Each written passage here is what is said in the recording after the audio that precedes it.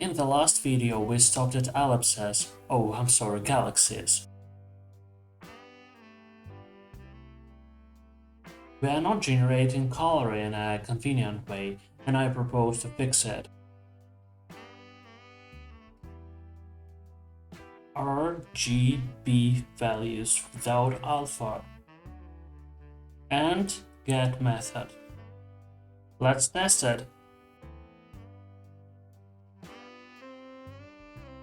Creating a color field and using it. It works. We already have galaxies, but there is no universe. Let's create a class that generates many different galaxies.